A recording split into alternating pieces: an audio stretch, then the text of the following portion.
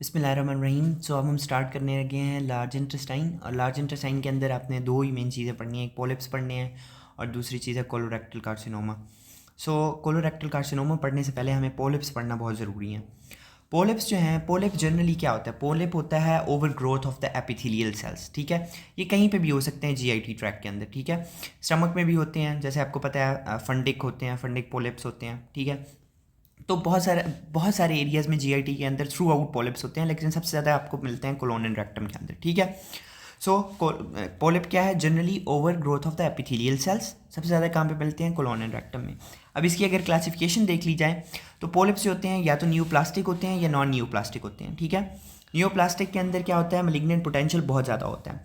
ये कौन से होते हैं? एडिनोमेटस पॉलिप्स। ठीक है, और दूसरे होते हैं सेरेटेड पॉलिप्स, और इसके अलावा कार्सिनाइड पॉलिप्स बहुत रेयर होते हैं, बट ये भी होते हैं। जो तीन तरह के हैं, एडिनोमेटस, सेरेटेड एंड कार्सिनाइड पॉलिप्स। अब जो एडिनोमेटस पॉलिप्स हैं, ये आगे मॉर्फोलॉजिकली हमने इन्हें डिवाइड किया हुआ है, तीन तरह के हैं। विलस होंगे जो कि फिंगर लाइक प्रोजेक्शन दे होंगे, ट्यूब की तरह होंगे तो वो ट्यूबुलर होंगे, एंड ट्यूबुलर विलस होंगे जिनके अंदर इन दोनों के मिक्स फीचर होंगे।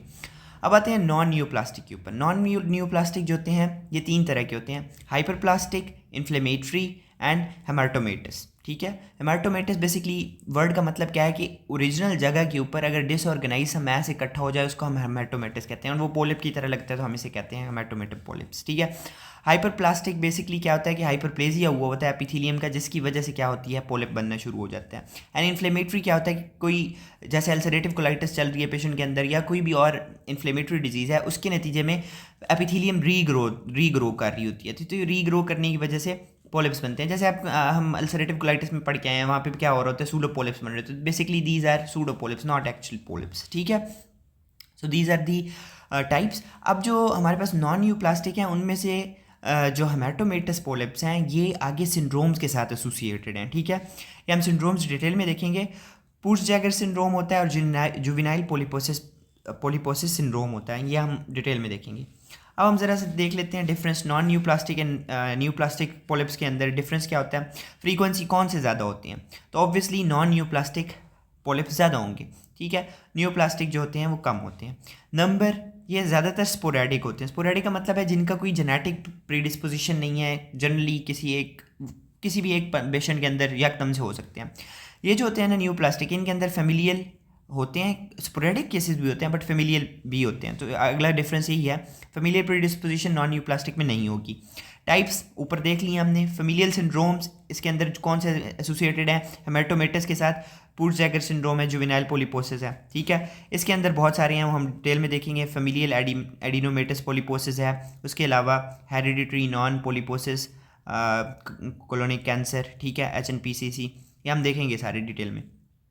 उसके अलावा बायोलॉजिकल बिहेवियर ये बिनाइन होते हैं अनटिल अनलेस इनके साथ ये सिंड्रोम इन्वॉल्व हो जाए जिनके अंदर पोटेंशियल होता है कुछ ना कुछ कि ये मैलिग्नेंसी कॉज कर सकते हैं, but still nevertheless they are benign usually. But जो न्यू प्लास्टिक होते हैं ये इनके अंदर बहुत ज़्यादा मैलिग्नेंट पोटेंशियल होता है। ठीक है, अब हम न्यू प्लास्टिक से स्टार्ट करते हैं। तो मैंने आपको बताया न्यू प्लास्टिक कौन कौन से होते हैं। न्यू प्लास्टिक हमारे पास होते हैं कार्सिनाइड, उसके अलावा एडिनोमेटस एंड सेरेटेड। ठीक है, अब जो कार्सिनाइड है वो वेरी रेयर है। एडिनोमेटस ही हम बेसिकली पढ़ेंगे। एडिनोमेटस, एडिनोमास इनको दूसरा नाम है। They are gland like polyps. ठीक है, अब ग्लैंड लाइक से आपको पता चल गया कि इनका स्ट्रक्चर ग्लैंड लाइक होगा। Caused by tumour suppressor gene mutations in adenomatous polyposis coli. ये एक जीन है हमारे पास, कौन सा? ट्यूमर सप्रेसर जीन है एडिनोमेटस पोलिपोसिस कोलाई। ठीक है, क्रोमोसोम 5 के ऊपर प्रेजेंट होता है। ठीक है, और इसके अंदर जब म्यूटेशन होती है तो उसकी वजह से क्या होता है? पोलिप होता है। इसकी बहुत ज़्यादा डिटेल हम कोलोरेक्टल कार्सिनोमा के अंदर देखेंगे, यहाँ पे भी मैं आपको बताऊंगा obviously, but still APG gene का काम बेसिकली होता क्या है? एपीजी का काम ये होता है कि ये बीटा कैटेनिन को इनहिबिट करके रखे। अब बीटा कैटेनिन क्या कर रही होती है? विंट सिग्नलिंग पाथवे होता है हमारी बॉडी के अंदर जो कि सेलुलर प्रोलिफरेशन करा रहे थे नॉर्मली।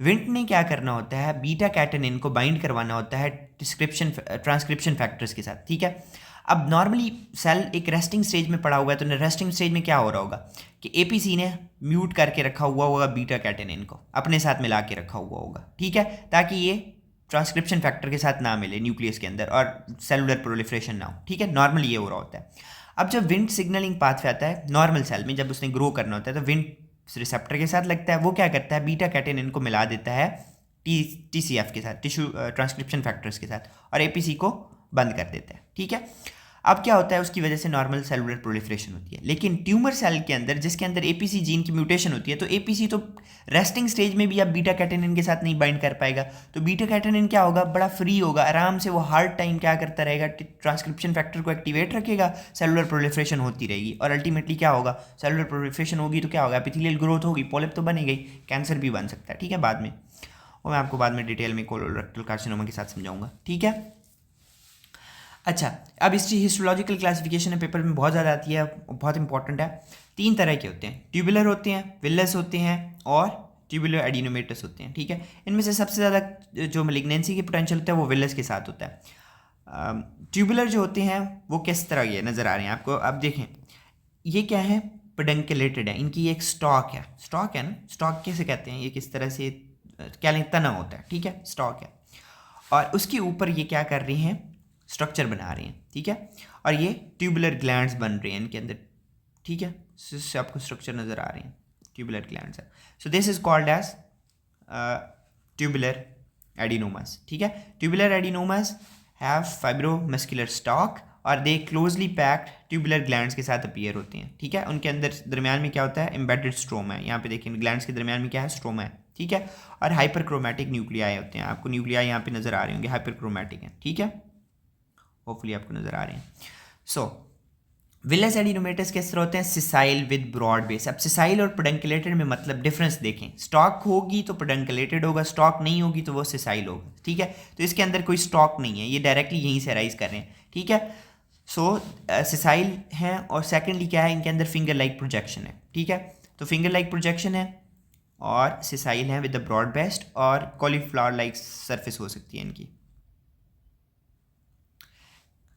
ट्यूबुलर विलस के अंदर दोनों के फीचर्स होते हैं, माइक्रोस्कोप पे भी और वो भी ग्रॉस भी। अच्छा, usually adenomatous polyps are asymptomatic, but in some cases they may cause bleeding या सेक्रेटरी डायरिया या पार्शियल इंटेस्टाइनल ऑब्स्ट्रक्शन। ऑब्वियसली बात है कि ल्यूमेन के अंदर हैं, तो अगर ब्लीड करेंगे तो ब्लीडिंग होगी, अगर ल्यूमेन को ऑब्स्ट्रक्ट कर रहे हैं तो ऑफ कोर्स ऑब्स्ट्रक्शन